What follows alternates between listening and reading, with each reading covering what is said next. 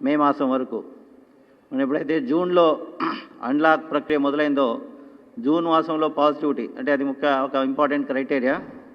June మాసంలో 2.16, July మాసంలో మనకి కేసులు బాగా పెరగడం జరిగింది. జూలై మాసంలో పాజిటివిటీ 12.33%.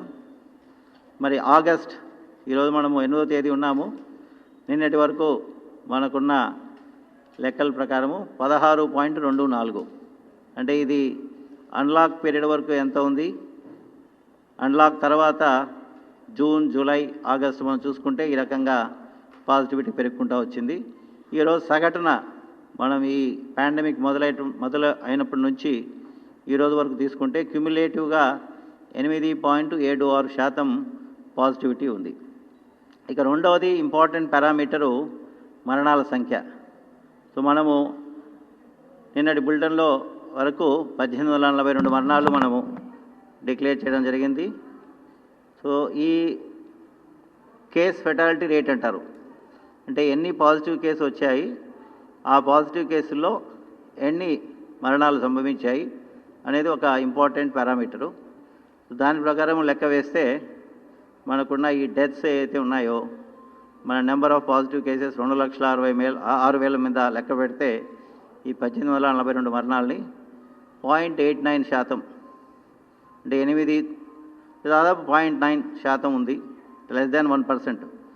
మన ఎఫర్ట్ అంతా కలిసి 1% అటు ఇటుగా ఉంటే మనం కేసెస్ని క్లినికల్గా బాగా మేనేజ్ చేస్తున్నామని చెప్పేసి కేంద్ర ప్రభుత్వం వాళ్ళు చెప్తున్నారు. నీతి ఆయోగ్ కూడా ఒక డైరెక్షన్ ఇచ్చింది, ఈ పాజిటివిటీ మేనేజబుల్ లిమిట్స్లో ఉండాలి, దాని తర్వాత కేస్ ఫెటాలిటీ రేటు 1% అటు ఇటుగా ఉండాలనేసి. సో ఆ లెక్కన వేసుకుంటే కేస్ ఫెటాలిటీ రేటు మనము ఐ థింక్ కంట్రోల్డ్గానే ఉన్నట్లు మనం భావించాలి. ఇక ఇప్పుడు ఇన్ని కేసులు వస్తున్నప్పుడు మనము ప్రభుత్వం కానీ ప్రజలు కానీ అందరం కూడా దృష్టి పెట్టాల్సిన అంశం వచ్చేసి సివియర్గా symptomatic cases. Severe symptomatic cases అంటే ఇప్పుడు ఇంతవరకు మాకున్న అనుభవం ప్రకారము 3-4 రోజులు జ్వరం వచ్చి కంటిన్యూస్గా జ్వరం తగ్గకుండా ఊపిరి ఆడడము అంటే బ్రెత్లెస్నెస్, అంటే శ్వాస తీసుకోవడంలో కన్నా ఇబ్బంది ఉండి, మరి మేమందరం కూడా ఏఎన్ఎంస్కి పల్స్ ఆక్సిమీటర్స్ ఇచ్చాము మన ఆక్సిజన్ శాచురేషన్ లెవెల్స్ మెజర్ చేసుకునే దానికోసం. అది 94% కంటే, అంటే 94% కంటే తక్కువ ఉన్న రీడింగ్ నమోదైతే, అంటే 3-4 రోజులు జ్వరము, శ్వాస తీసుకోవడంలో ఇబ్బంది, దాని తర్వాత ఆక్సిజన్ శాచురేషన్ శాతము 94 కంటే తక్కువ ఉంటే మాత్రము పరీక్ష కూడా చేయకుండా హాస్పిటల్లో అడ్మిషన్ చేయవలసిందిగా గత వారం రోజులుగా మా స్ట్రాటజీలో మార్పు చేసుకున్నాం. ఎందుకంటే టెస్ట్ చేసి రిజల్ట్ వచ్చి కొంత టైము వేస్ట్ అవుతుంది. సో ఇటువంటి కేసుల్ని క్లినికల్ డయాగ్నోసిస్ అంటారు దీన్ని. ఆ క్లినికల్ లక్షణాలు బట్టి మనము హాస్పిటల్లో అడ్మిట్ చేయాల్సిన అవసరం ఉంది. ఈ రకంగా ఏర్పాటు చేయడం వల్ల ఏంటంటే మరణాలు సంభవించక ముందు ఏదైనా ఒక కేసుని హాస్పిటల్లో అడ్మిట్ చేసిన తర్వాత ఒక 6 నుంచి 7 రోజులు వ్యవధిగానే డాక్టర్స్కి ఇవ్వగలిగితే మనము ఆ కేసును ట్రీట్ చేసేదానికి, ఆ క్రెడిట్స్ని సేవ్ చేసేదానికి అవకాశం ఎక్కువ ఉంది. ఇప్పటికి కూడా కొన్ని మరణాలు అడ్మిట్ అయిన 2 రోజులు కానీ 3 రోజులు కానీ అడ్మిట్ అయిన రోజులు కానీ మరణాలు సంభవిస్తున్నాయి. సో అది తగ్గాలి అంటే మనం ఎవరైతే ఈ లక్షణాలు ఉన్నాయో వాళ్ళు సెల్ఫ్ రిపోర్టింగ్ చేసుకోవాల్సి ఉంటుంది. దాని తర్వాత ప్రభుత్వం కూడా, వైద్య శాఖ కూడా కలెక్టర్ల ద్వారా ఇటువంటి కేసుల్ని ఐడెంటిఫై చేసి మరి హాస్పిటలైజ్ చేయాల్సిందిగా మనం ఆదేశాలు ఇచ్చాము. సో ప్రతి గ్రామంలో కూడా విలేజ్ సెక్రటరియట్లో ఉన్న వాలంటీర్ వ్యవస్థని, అక్కడ ఉన్న విలేజ్ సెక్రటరీ ఎంప్లాయీస్ని, ముఖ్యంగా ఏఎన్ఎంని మరి డైరెక్షన్స్ ఇవ్వడం జరిగింది. ప్రతి గ్రామంలో కూడా ఈ రకమైన లక్షణాలు ఉంటే మరి వెంటనే వాలంటీర్కి కానీ ఏఎన్ఎం కానీ తెలియజేయమని చెప్పి టామ్ టామ్ వేయడం కూడా జరిగింది. సో ఈరోజు మీ ద్వారా నేను చేసిన అప్పీల్ ఏంటంటే ఈ లక్షణాలు ఎవరికున్నా కానీ జ్వరం 3-4 రోజుల పైన వస్తూ శ్వాస తీసుకోవడంలో ఇబ్బంది ఉన్నవాళ్ళు వెంటనే 104 కాల్ సెంటర్కి ఫోన్ చేసి లేదా అందుబాటులో ఉన్న ఏఎన్ఎంకి వాలంటీర్కి తెలియజేస్తే వాళ్ళని మరి వెంటనే ఒక చిన్న టెలికన్సల్టేషన్ ద్వారానో ఏఎన్ఎం వెరిఫై చేసుకొనో హాస్పిటల్కి తీసుకొచ్చేదానికి ఏర్పాటు చేశాము. కాబట్టి ఇక్కడ నిర్లక్ష్యం వహించదండి. ఎవరికైతే ఈ లక్షణాలు ఉన్నాయో ముఖ్యంగా జ్వరము 4 రోజులుగా 3-4 రోజులుగా వస్తూ డిఫికల్టీ ఇన్ బ్రీతింగ్ శ్వాస తీసుకోవడంలో ఇబ్బంది ఉంటే మాత్రం తప్పకుండా మీ విలేజ్లో వ్యవస్థ పెట్టాము. తర్వాత జిల్లా స్థాయిలో ఒక కంట్రోల్ రూమ్ ఉంది. ఆ నెంబర్ కూడా ఆ జిల్లాలలో బాగానే ప్రాచుర్యం పొంది ఉంది. రాష్ట్రం మొత్తానికి 104 కాల్ సెంటర్ నెంబర్ కూడా 24/7 పనిచేస్తుంది. కాబట్టి ఎవరైనా సరే హాస్పిటల్ అడ్మిషన్కి ఈ నెంబర్కి ఫోన్ చేయొచ్చు. మీ గ్రామస్థాయిలో ఉండే సిబ్బంది కూడా తెలియజేయచ్చు. అట్లనే గ్రామస్థాయితో పాటు మండల స్థాయిలో కూడా ఒక కంట్రోల్ రూమ్ ఏర్పాటు చేసుకోమని చెప్పాము. సో ఈ రకంగా కోఆర్డినేట్ చేస్తూ డిస్ట్రిక్ట్ లెవెల్లో కంట్రోల్ రూమ్ ఉంది, స్టేట్ లెవెల్లో 104 కంట్రోల్ రూమ్ ఉంది. కాబట్టి ఇన్ని వెసులుబాటు ఉంది. కాబట్టి ఏమాత్రం నిర్లక్ష్యం చేయొద్దండి. లాస్ట్ మినిట్లో రావడం వల్ల కొన్ని సందర్భాల్లో ఆ కేసుల్ని సేవ్ చేయలేకపోతున్నాము. సో నా యొక్క విజ్ఞప్తి అప్పీల్ రాష్ట్ర ప్రజలందరికీ ఈ 3 సిమ్టమ్స్ జ్వరము, తర్వాత బ్రెత్లెస్నెస్ శ్వాస తీసుకోవడంలో ఇబ్బంది, మీ ఆక్సిజన్ సాచురేషన్ లెవెల్ మరి 94 కంటే తక్కువ ఉంటే మాత్రం వెంటనే హాస్పిటల్లో చేరవలసిందిగా కోరుచున్నాను. ఇక ఇప్పుడు వచ్చేసి ఈ రకంగా సిమ్టమాటిక్ కేసెస్ని హాస్పిటల్లో చేర్చుకుంటూ మనం క్లినికల్గా ఈ పేషెంట్స్ని ఈ పాజిటివ్స్ని ముఖ్యంగా సీవియర్ కేసెస్ని ఎలా మేనేజ్ చేసుకోవడం అనేది ప్రధానమైన ఉద్దేశం, ఇప్పుడు ప్రధానమైన అంశము. So clinical management of the positive cases, ముఖ్యంగా సివియర్లీ సిమ్టమాటిక్ కేసెస్. సో దీంట్లో ఏదైనా మరణం సంభవిస్తే అంటే మా ఎఫర్ట్ అంతా మరణాల శాతము, మరణాల సంఖ్య తగ్గించడానికి మరి పూర్తి స్థాయిలో ప్రయత్నం చేస్తున్నాము. మన నెంబర్స్ కూడా మనం చేసే ఎఫర్ట్కి కొంత తార్కాణము. సో సేవింగ్ లైఫ్స్ అనేది ఇంపార్టెంట్గా పెట్టుకున్నాము హాస్పిటల్స్లో.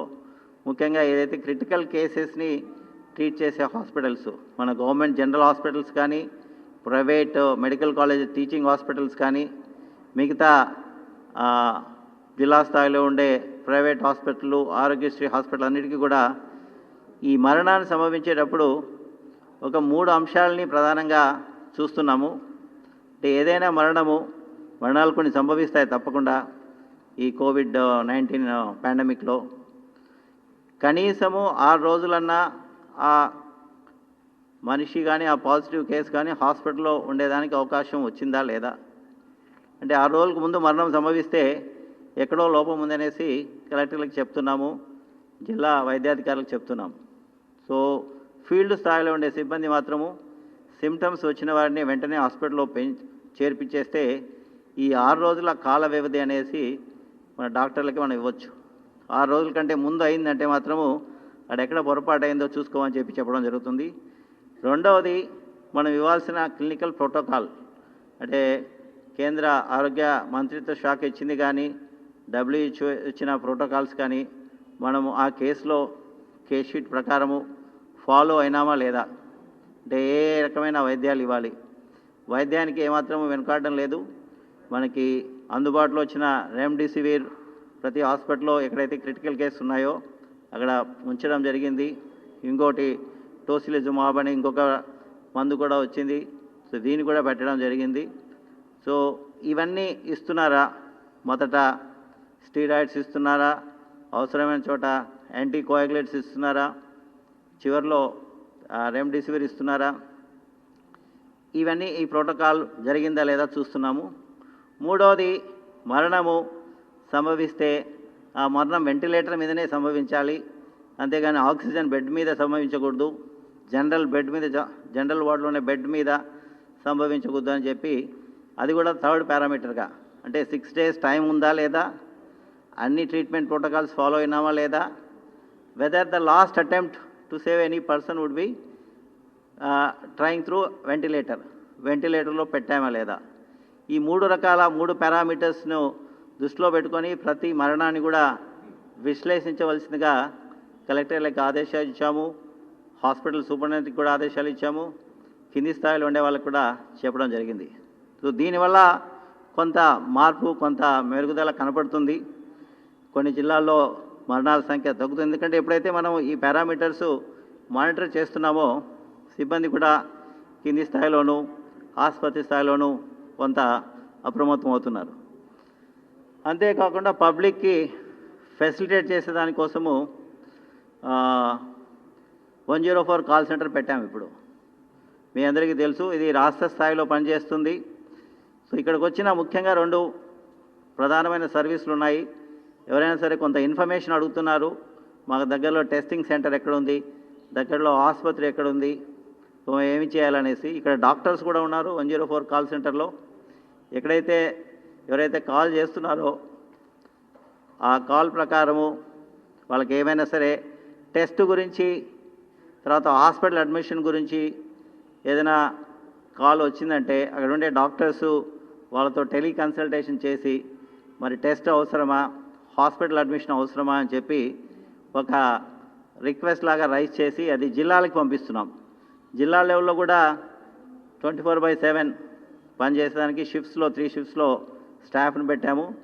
ఏ జిల్లాకు సంబంధించిన రిక్వెస్ట్ని ఆ జిల్లా కేంద్రానికి పంపించి అక్కడి నుంచి వాళ్ళకి టెస్ట్ జరిగిందా, తర్వాత హాస్పిటల్ అడ్మిషన్ అవసరం ఉంటే హాస్పిటల్ అడ్మిషన్ జరిగిందా అనే విషయాన్ని కూడా మానిటర్ చేస్తున్నాము. ఒకసారి ఒక రిక్వెస్ట్ రైజ్ చేసిన తర్వాత, అంటే టికెట్ రైజ్ చేయడం అంటారు, అది టెస్ట్ శాంపుల్ తీసుకొని ఐడి జనరేట్ అయినంత వరకు, శాంపుల్ ఐడి జనరేట్ అయినంత వరకు ఇక్కడ ఆ రిక్వెస్ట్ అట్లనే పెండింగ్లో కనపడుతుంది. అట్లనే హాస్పిటల్ అడ్మిషను అయ్యేంత వరకు పాజిటివ్ కేసు ఇక్కడ రిక్వెస్ట్ పెండింగ్లో ఉంటుంది. ఒకసారి హాస్పిటల్ అడ్మిషన్ అయ్యి అక్కడ పేషెంట్ ఐడి జనరేట్ అయిన తర్వాత ఈ రిక్వెస్ట్ ఇక్కడ క్లోజ్ చేయడం జరిగింది. ఇది 104 కాల్ సెంటర్ మాత్రము అందరూ ఉపయోగించవలసిందిగా కోరుచున్నాను. అట్లనే 14410 అనేసి టెలిమెడిసిన్ నెంబర్ ఉంది. దీనికి ఫోన్ చేసినా కూడా ఈ హాస్పిటల్ అడ్మిషన్ కానీ, అంటే అది 14410 కోవిడ్తో పాటు నాన్ కోవిడ్ ఆరోగ్య సమస్యలకు కూడా అది ఉపయోగపడుతుంది. కోవిడ్కి సంబంధించిన టెస్ట్ కానీ, తర్వాత హాస్పిటల్ అడ్మిషన్ కానీ అక్కడ రిక్వెస్ట్ వస్తే అది 104 కాల్ సెంటర్కి డైవర్ట్ చేయడం జరుగుతుంది. అట్లనే ప్రతి ఆసుపత్రిలో కూడా ముఖ్యమంత్రి గారి ఆదేశాల ప్రకారము ఒక హెల్ప్ డెస్క్ని ఏర్పాటు చేయడం జరిగింది. హెల్ప్ డెస్క్కు ఇన్ఛార్జ్గా హాస్పిటల్ నుంచి ఒక సీనియర్ అధికారి ఇన్ఛార్జ్ ఉంటారు. జిల్లా యంత్రాంగం నుంచి కూడా ఒక్కొక్క అధికారిని అక్కడ మరి పర్యవేక్షకులుగా పెట్టాము. ఇక్కడ 2 అంశాలు వాళ్ళకి వాళ్ళ డ్యూటీస్గా చెప్పడం జరిగింది. ఒకటి, ఎవరైనా పేషెంట్ లోపల ఉన్నప్పుడు ఆ పేషెంట్ తాలూకా బంధువులు బయట నుంచి పేషెంట్ యొక్క పరిస్థితి తెలుసుకునే దానికి, ఇన్ఫర్మేషన్ ఇచ్చేదానికి ఈ హెల్ప్ డెస్క్ పనికొస్తుంది. రెండవది, హాస్పిటల్లో ఎన్ని బెడ్స్ ఉన్నాయి, తర్వాత హాస్పిటల్లో ఎవరైనా అడ్మిట్ అయ్యేదానికి వచ్చినప్పుడు వాళ్ళని ఫెసిలిటేట్ చేసేదానికి కూడా ఈ హెల్ప్ డెస్క్ ఉపయోగపడుతుంది. ప్రతి హాస్పిటల్ ముందర కూడా ఎన్ని బెడ్స్ మొత్తం ఉన్నాయి హాస్పిటల్లో, ఎన్నిట్లో ఆక్యుపై ఉన్నాయి బెడ్స్, ఎన్ని బెడ్స్ ఖాళీగా ఉన్నాయి అనే అంశాన్ని కూడా కనీసం రోజుకి 2-3 సార్లు దాన్ని అప్డేట్ చేస్తూ అది ఆ బోర్డులో ఈ వివరాలు మరి పొందుపరచవలసిందిగా చెప్పడం జరిగింది. అదే రకంగా పబ్లిక్ కన్వీనియన్స్ కోసము బెడ్స్ అవైలబిలిటీ ఆన్లైన్లో కూడా, వెబ్లో కూడా పెట్టడం జరిగింది. సో పబ్లిక్ సంబంధించి పోర్టల్లో హెల్త్ డిపార్ట్మెంట్స్ ఒక పోర్టల్ పెట్టి ఉంది. దాంట్లో కూడా ఒక్కొక్క హాస్పిటల్లో బెడ్స్ ఎన్ని ఉన్నాయని కూడా మరి ఆ సమాచారం కూడా పెట్టడం జరిగింది. ఇప్పుడు నెంబర్స్ పెరుగుతున్నాయి. ఈ నెంబర్స్ పెరిగే దాంట్లో ప్రజలు కూడా బాధ్యత వహించాలి. ఇంకొకటి ముఖ్యమైనది ఈ టైంలో చేయాల్సింది ఏంటంటే పబ్లిక్ పార్టిసిపేషన్. రేపు ప్రభుత్వాలు మరి బెడ్స్ పెంచింది, తర్వాత అడిషనల్ స్టాఫ్ ఇస్తున్నారు, టెస్టింగ్ కెపాసిటీ పెంచారు, తర్వాత మంచి మెడిసిన్స్ కూడా అందుబాటులో పెంచాము, వెంటిలేటర్స్ కూడా పెట్టడం జరిగింది. ప్రజలు మరి వాళ్ళ బాధ్యత ఏందనేసి ఒకసారి వాళ్ళు కూడా గుర్తు చేసుకోవాలి. సో ఈ టైంలో ప్రతి ఒక్కరూ మరి వాళ్ళకుండే రక్ష కవచాలు వచ్చేసి 3 ఉన్నాయి. అంటే కోవిడ్ ఈ వైరస్ దాదాపు ఎవరిని స్పేర్ చేయదు, అందరూ ఈక్వలే ఈ కోవిడ్ వైరస్కి. మనం జాగ్రత్త లేకపోతే మనం ఈ వైరస్ బారిన పడతాం. సో మనం ఈ వైరస్ బారి నుంచి తప్పించుకోవాలంటే మాత్రం మనకు ఉండేటి 3-4 ప్రధానమైన రక్షక కవచాలు. ఒకటి వచ్చేసి పబ్లిక్ ప్లేస్కి కానీ మీ ఇంటి నుంచి బయటికి వచ్చినప్పుడు తప్పనిసరిగా మాస్క్ ధరించాలి. ఇంట్లో ఉన్నప్పుడు పర్వాలేదు, కానీ ఇంట్లో ఉన్నప్పుడు ఇంట్లో ఒకవేళ పాజిటివ్ కేసు ఉంటే ఇంట్లో కూడా మనం పెట్టుకోవాల్సిన అవసరం ఉంది. కానీ ఇంట్లో పాజిటివ్ కేసు లేనప్పుడు ఇంట్లో పెట్టుకోవాల్సిన అవసరం లేదు. మనం బయటకు వచ్చినప్పుడు మాత్రము తప్పకుండా మాస్క్ విధిగా మనం పెట్టుకోవాలి మన ఆరోగ్యం గురించి. అది మన చేతిలోనే ఉంది. So everybody has to be responsible for own self అన్నమాట. ఇది లేకపోతే మాత్రం ప్రాబ్లం వస్తుంది. ఎందుకంటే అవతల వ్యక్తికి కోవిడ్ ఉన్నా ఆయన మాస్క్ పెట్టుకొని మనం మాస్క్ పెట్టుకుంటే అతని నుంచి మనకి మరి ఈ వైరస్ వచ్చేదానికి అవకాశాలు 90% తగ్గిపోతాయి ఒకసారి మనకైనా మాస్క్ పెట్టుకోవడం మొదలు పెడితే.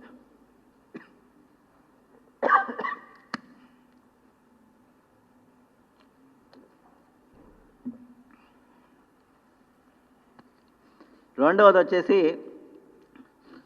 Physical distancing. మనం బయటకు వచ్చినప్పుడు, ఎందుకంటే 80 to 85% of the cases asymptomatic.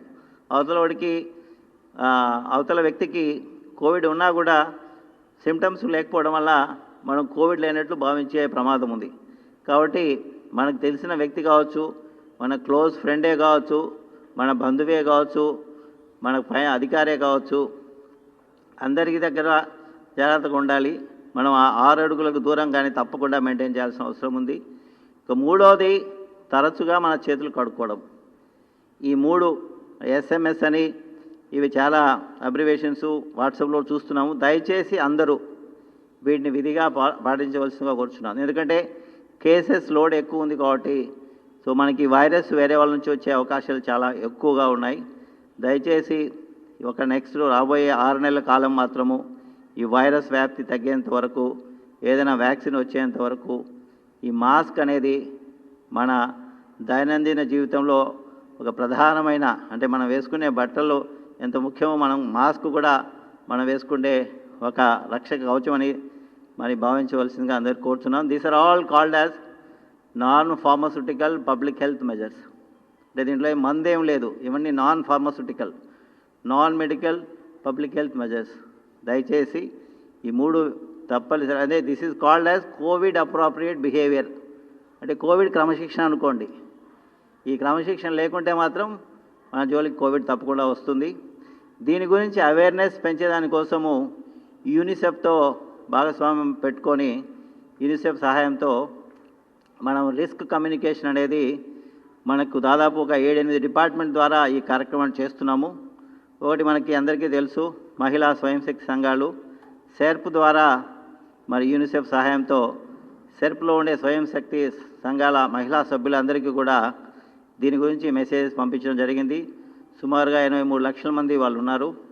అలాగనే మెప్మా, మరి పట్టణ ప్రాంతాల్లో ఉండే పేదరికంలో ఉండే మహిళా మెప్మా సంఘాల వాళ్ళందరికీ కూడా మెప్మా ఆర్గనైజేషన్ ద్వారా దాదాపు 20 లక్షల మంది వాళ్ళకు కూడా ఒక రౌండ్ ట్రైనింగ్ అయిపోయింది. ICDSలో అంగన్వాడీ టీచర్స్ కానీ, అంగన్వాడీ వర్కర్స్ కానీ, ఆయాస్ కానీ సుమారుగా 1,10,000 మంది ఉన్నారు.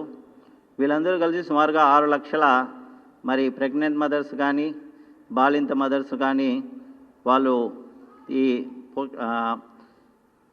న్యూట్రిషన్ సపోర్ట్ చేస్తున్నారు.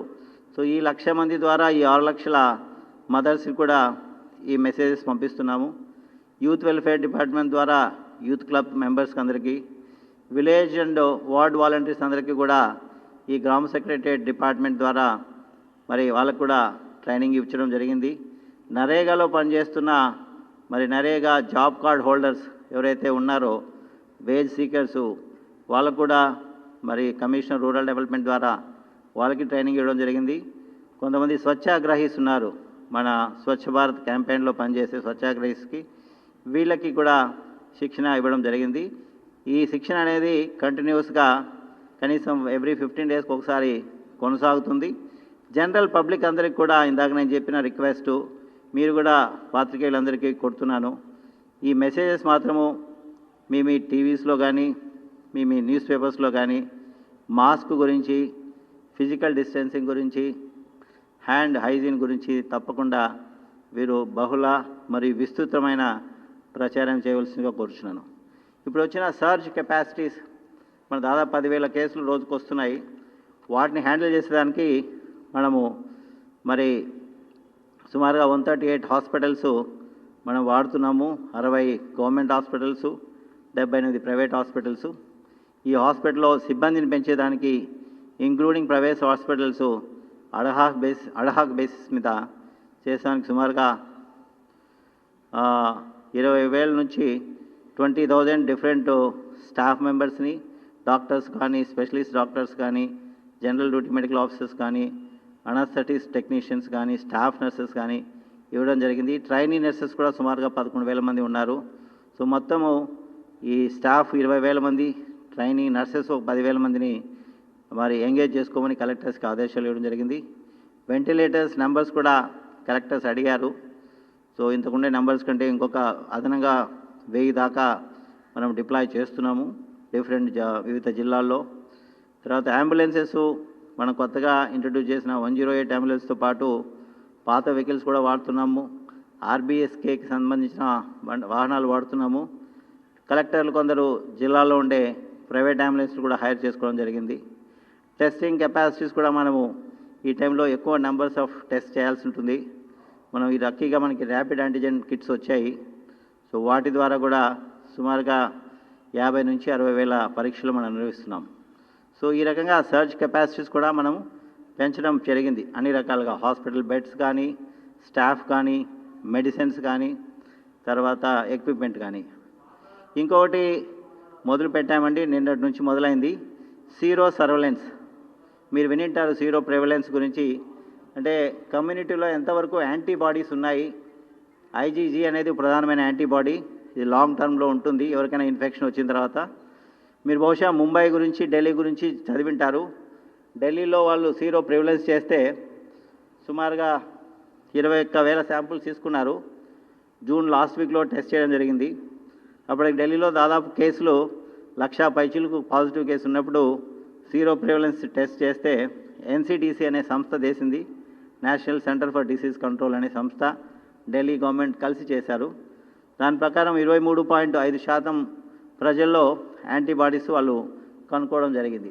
అంటే 23.5%, 100 మందిలో 23 మందికి ఢిల్లీలో ఇన్ఫెక్షన్ వచ్చి పోయినట్లు దాని ద్వారా ఒక నిర్ధారణ చేయొచ్చు. ఎందుకంటే దాంట్లో వాళ్ళకు యాంటీబాడీస్ కనపడ్డాయి కాబట్టి. ఎందుకంటే ఆ రకంగా ఎందుకు కనపడుతుందంటే మనం అన్ని కేసెస్ ఐడెంటిఫై చేయలేము. సో 1,00,000 పైచీల కేసులు ఉన్నప్పుడు సుమారుగా ఢిల్లీ 23.5%, అంటే ఢిల్లీ జనాభా 2 కోట్లు అనుకుంటే మనము దాదాపు 45 లక్షల మందికి ఢిల్లీలో ఆ టైంకి వచ్చి వెళ్ళిపోయింది. సో దానివల్ల ఇన్ఫెక్షన్ రేటు స్లో డౌన్ అయింది అనేసి ఒక అనాలిసిస్ ఉంది. అదే రకంగా ముంబైలో మన ఈ మధ్య చేశారు. నీతి Aayog, Mumbai municipal corporation and Tata institute of fundamental research వాళ్ళు సుమారుగా 7,000 శాంపుల్స్ వేశారు 3 వార్డ్స్లో. దాని ప్రకారం వాళ్ళకున్న అనాలిసిస్ స్లమ్స్లో అయితే 57% మందికి యాంటీబాడీస్ కనపడ్డాయి. నాన్ స్లమ్ ఏరియాలో, రెసిడెన్షియల్ సొసైటీ ఏరియాస్లో దాదాపు 16% వారికి యాంటీబాడీస్ కనపడ్డాయి. అమెరికాలో కూడా చేశారు ఈ మధ్య. అమెరికాలో చేసిన దాని ప్రకారం న్యూయార్క్లో చేస్తే న్యూయార్క్లో 23% వాళ్ళకి, న్యూయార్క్లో 2.3 lakh కేసులు ఉన్న టైంలో దాదాపు 23% ప్రజల్లో యాంటీబాడీస్ కనపడ్డాయి. యుఎస్ యాజ్ ఎ హోల్ మన ఒక స్టాటిస్టికల్ మోడల్లో చూస్తే 9% పాపులేషన్కి యాంటీబాడీస్ ఉన్నట్లు వాళ్ళు అది it's only A projection based on some analysis. So ఇవన్నీ దృష్టిలో పెట్టుకొని మనం కూడా 4 జిల్లాల్లో మొదలుపెట్టాము ఈ sero surveillance. IgG antibodies క్లియా testing ద్వారా మనం చేస్తున్నాము. జిల్లాకి 3,750 శాంపుల్స్ మనం కలెక్ట్ చేయబోతున్నాము. ఇది బ్లడ్ శాంపుల్స్ కలెక్ట్ చేసి ల్యాబ్ తీసుకువచ్చి మనము పరీక్ష చేస్తాము. కృష్ణా జిల్లాలోను, తూర్పుగోదావరి జిల్లా, అనంతపురము, నెల్లూరు జిల్లాలో ఈ సీరో ప్రివలెన్స్ సర్వే జరుగుతుంది. బహుశా వారం రోజుల్లో ఇది పూర్తవుతుంది. సో దీన్ని బట్టి మనకి ఎంత శాతం ప్రజల్లో ఇన్ఫెక్షన్ వచ్చి వెళ్ళిపోయింది, ఎంత శాతం ప్రజల్లో యాంటీబాడీస్ ఉన్నాయనే విషయాన్ని మనకు తెలుస్తుంది. దానివల్ల ఆ జిల్లాకు సంబంధించి కొంత స్ట్రాటజీ కానీ వ్యూహంలో కానీ కొంత మార్పు చేసుకోవాల్సిన అవసరం ఉంటుంది. చాలామంది ఎక్కువ మందికి వచ్చి వెళ్ళిపోయింది అనుకోండి, అప్పుడు ఆ జిల్లాలో మనం అంత పెద్దగా వరీ అవ్వాల్సిన అవసరం లేదు. అంటే 100 మందిలో 25 మందికి వచ్చిందంటే ఇంకా వల్నరబుల్ పాపులేషను 75% మాత్రం ఉండట్లే, 25% మంది దాదాపు ఇన్ఫెక్షన్ ఆల్రెడీ వచ్చిపోయింది కాబట్టి. సో ఈ రకంగా ఈ సీరో ప్రివిలెన్స్ సర్వే కూడా చేయడం జరుగుతుంది. చివరిగా నేను చెప్పదలుచుకునే విషయము, ఈ స్టేజ్ ఆఫ్ ఇన్ఫెక్షన్స్లో మనం అందరం కూడా రెన్యూడ్ ఫోకస్ ఉండాలి మన హైజీన్ మీద, పబ్లిక్ ఫిజికల్ డిస్టెన్సింగ్ మీద. సో ప్రజలు చేయాల్సిన బాధ్యత మాత్రము, జాగ్రత్తలు మాత్రం ఇవి: మాస్క్ పెట్టుకోవడం కానీ, క్రౌడెడ్ ప్లేసెస్కు పోకుండా ఉండడం కానీ. తర్వాత ఇప్పుడు మా వ్యూహంలో ప్రధానమైన అంశం వచ్చేసి సివియర్ సిమ్టమాటిక్ కేసెస్ని ఇమీడియట్గా తక్షణంగా హాస్పిటల్లో చేర్పించడం అనేది ఒక ప్రధాన అంశంగా ముందుకు పోతున్నాము.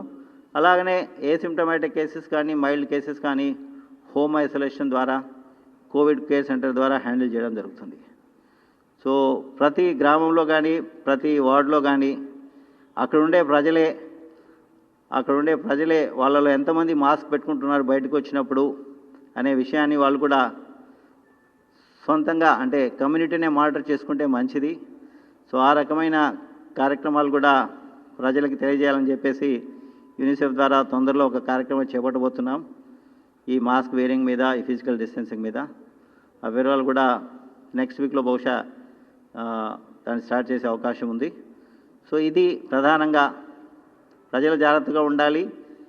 ఎవరైతే సిమ్టమ్స్ ఉన్నాయో, నేను మొదట్లో చెప్పినట్లు జ్వరము 4-5 రోజులు, 3-4 రోజుల నుంచి జ్వరము, శ్వాస తీసుకోవడంలో ఇబ్బంది, ఆక్సిజన్ శాతం 94 కంటే తక్కువ ఉంటే మాత్రం దయచేసి మీ విలేజ్ వాలంటీర్కి తెలియజేసి ఆ వ్యవస్థ ద్వారా అయినా హాస్పిటల్లో చేరండి. 104 కాల్ సెంటర్కి ఫోన్ చేసి మీ వివరాలు మాకు తెలియజేస్తే వెంటనే జిల్లా కంట్రోల్ రూమ్ ద్వారా మిమ్మల్ని మళ్ళీ ఫోన్ చేసి మిమ్మల్ని హాస్పిటల్లో చేర్చడానికి, మీ లైఫ్స్ సేవ్ చేయడానికి ప్రయత్నం చేస్తామని తెలియజేస్తున్నాం. Thank you.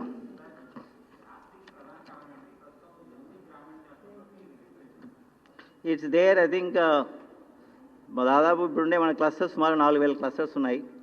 So I think about 50-60% would be in the urban, balance will be in the rural. It's there in rural areas also. వ్యాప్తికి ప్రధాన కారణం ఏముండదు, virus it spreads, so it has to spread. No, see, once the movement is more, then the spread is more. So lockdown is only to prepare ourselves. So I think AP has done reasonably well in terms of preparation, testing capacity, beds, doctors, other things. Yes. ఇంకోటి ఏమైందంటే, ఇప్పుడు ఇందాక symptomatic cases చెప్పాము, కొన్ని mild cases ఉన్నప్పుడు so అక్కడే stabilise చేసేదాని కోసం సిహెచ్సిలో కూడా, అంటే సిహెచ్సి అంటే పెరిఫెరల్ ఏరియా, సో మనకి దాదాపు 160-170 ఉన్నాయి ఇవి సిహెచ్సిలు. సిహెచ్సిలో కూడా ఒక 5 బెడ్ల దాకా పెట్టుకోమని చెప్పాము. కొన్ని జిల్లాల్లో కలెక్టర్లు మొదలు పెట్టారు. దానివల్ల కూడా కేసును ఒకవేళ ఇమీడియట్గా షిఫ్ట్ చేసే ముందు కొంత స్టెబిలైజ్ చేసి షిఫ్ట్ చేయాల్సిన అవసరం ఉంటుంది. దానికి ఈ సిహెచ్సిలో ఆక్సిజన్ బెడ్స్ ఉపయోగపడుతున్నాయి. ఆక్సిజన్ బెడ్స్ దాదాపు మనం ఈ పాండమిక్ మొదలు కాకముందు 3000 దాకా మనకు ఆక్సిజన్ బెడ్స్ ఉన్నాయి అన్ని ఆసుపత్రుల్లో, ప్రభుత్వ ఆసుపత్రుల్లో. సుమారుగా అదనంగా 11,000 తీసుకున్నాము, దాదాపు అన్నీ పూర్తి అయ్యాయి. సో ఆక్సిజన్ బెడ్స్ మాత్రం పుష్కలంగా ఉన్నాయి.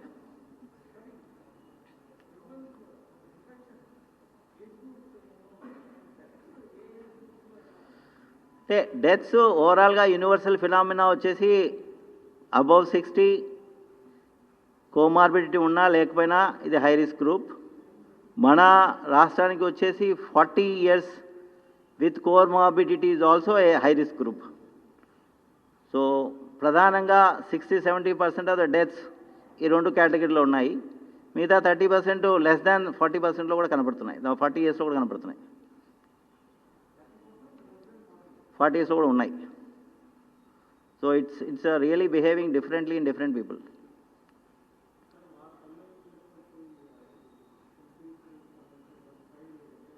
Can you be a bit louder?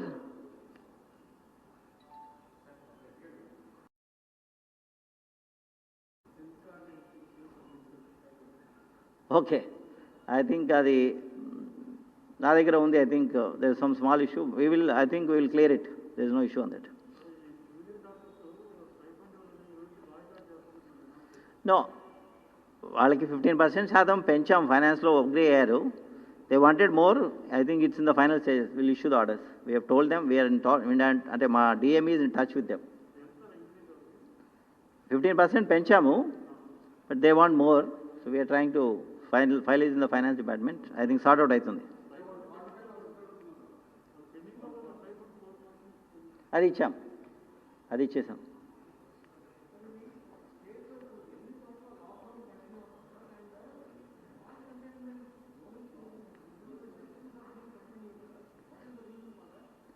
It's a national policy. Lockdown continues in the containment clusters.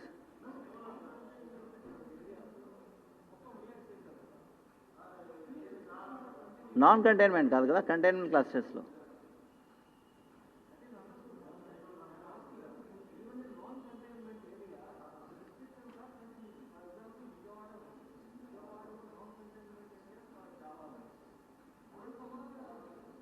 I think it's the local administration has taken a call depending on number of cases. We don't use the word lockdown. We only call it as a cluster containment measures.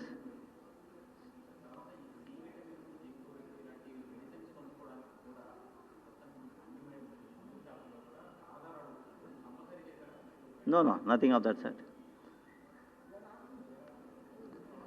అంటే ఒకటి ఉంది, ఆధార్ కానీ phone number కానీ ఎందుకు ఉందంటే, ఇవి ఇలా కొంటున్నారంటే మా దగ్గర ఒక ఫార్మసీ యాప్ అని ఉంది. ఫార్మసీ యాప్ వచ్చేసి మొదట్లో ఫీవర్ సంబంధించి ఏదైనా మందులు తీసుకుంటే పారాసిటమాల్ కానీ డోలా కానీ వీళ్ళు హాస్పిటల్కి రాకుండా ఇంకా కొద్దిగా హెసిటేట్ చేస్తున్నారని ఆ ఇన్ఫర్మేషన్ ద్వారా ఆ డీటెయిల్స్ కనుక్కొని వాళ్ళకి ఫోన్ చేసేవాళ్ళం మేము, ఎందుకు మీరు కొన్నారు, మీకు ఫీవర్ ఉందా అనేసి. ఇప్పుడు ప్రతి ఒక్కరూ మెడిసిన్, ఈ జింకోవిట్ వైటమిన్స్ ఎందుకు తీసుకున్నారంటే ఈ కోవిడ్కి సంబంధించి ఇమ్యూనిటీ పెంచేదానికోసము, ఆరోగ్యంగా ఉండేదాని అని అనుకుంటూ బహుశా వాళ్ళ నుంచి వివరాలు తీసుకునేదానికి, అంతే. It's not that.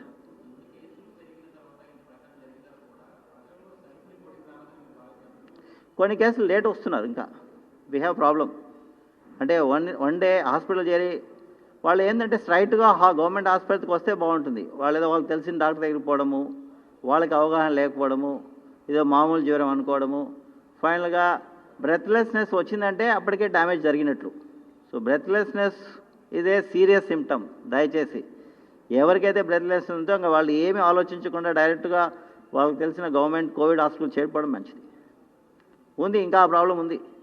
ఇన్ఫ్యాక్ట్ మీరు మొన్న ఎక్కడో మీ వాళ్ళే రాశారు, నాకేం కాదనుకోని లాస్ట్లో వచ్చి ఎక్కడో కడపలో ఒక ఆయన సాక్ష్యం చనిపోయిన చూశాను నేను మీ మీడియా గ్రూప్స్లోనే. నేను మొన్న ఎక్కడో ఒక ఆయన ఏపీఓ ఇన్ ఈస్ట్ గోదావరి ఎవడో, ఆయన ఏమీ చూపించకుండా లాస్ట్ మినిట్కి వచ్చాడు, చనిపోయాడు.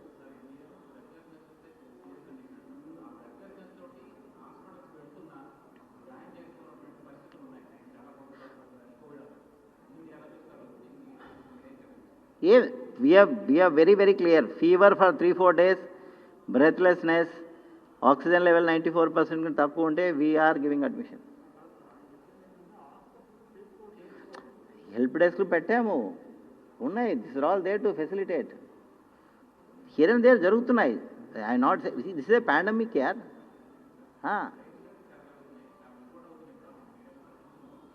No, we are aware of this thing. కొందరు ఏమంటారంటే there are other issues also. The moment నేను బ్రెత్లెస్నెస్ అంటే రేపటి నుంచి మీకు కూడా అనిపిస్తుంది నాకేదో రావడం లేదు. కొన్ని సైకలాజికల్గా ఉంటాయి. So we have to, doctor has to assess and then decide. See our endeavour is serious కేసుకి హాస్పిటల్లో బెడ్ దొరకపోకుండా ఉండాల. నాన్ సీరియస్ కేసు ఇంట్లో అయినా హ్యాండిల్ చేయాలి. సో దానికి we have to facilitate. Non serious case వచ్చి కూడా నాకు భయం వేస్తుంది హాస్పిటల్లో పెట్టుకోవాలంటే ఇట్స్ డిఫికల్ట్ టు హ్యాండిల్. అది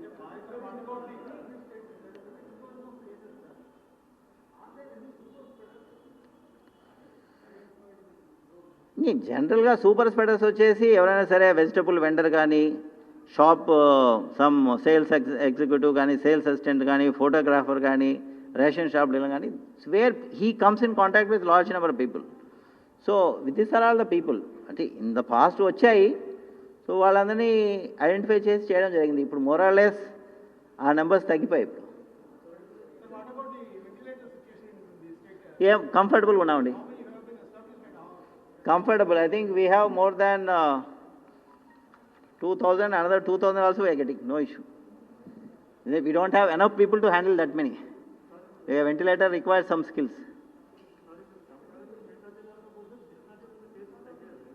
That I can answer to next week this time. Zero surveillance will give me some indication. So at least zero surveillance initial days lo, last 2 days lo ఈ కేసులు తక్కువ వచ్చేదానికి ఇప్పుడు test results ఇప్పుడు వస్తున్నాయి.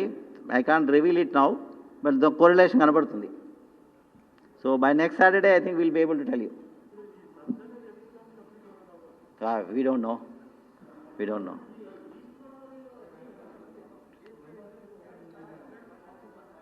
Pardon? Cause density, 55 lakh population. It's like a big urban area, urban settle లాగా ఉంటుంది అది. So all villages also like towns. So density of the population is one reason. That's what we can think of.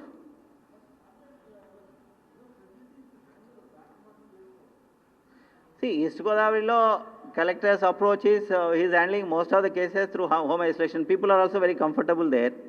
So, and East Godavarilo you got 2 private medical college hospitals, 1 GGH, 1 district hospital. So we are able to handle them. And then there are enough COVID care centers beds, almost 8 to 10,000 COVID care center beds are there.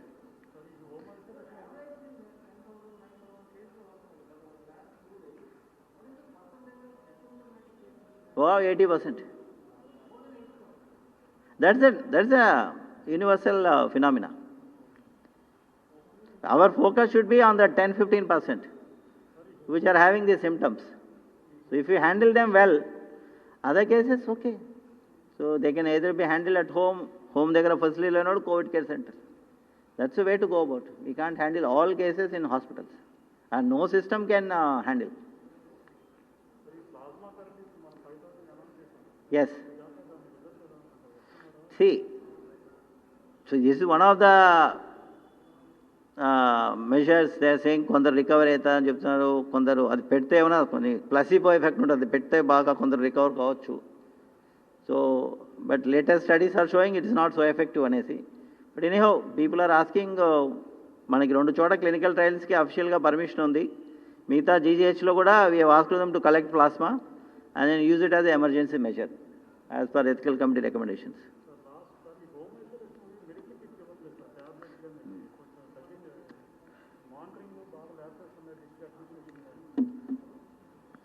We have told all collectors, so we have told them to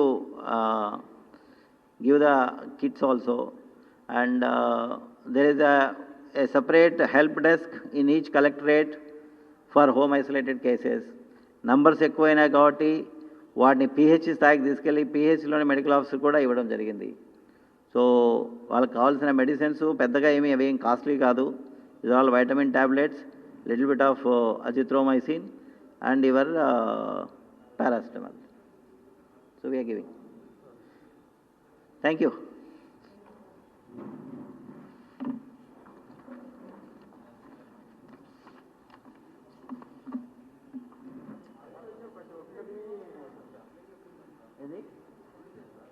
అది collectorate వచ్చాక నాకు అది number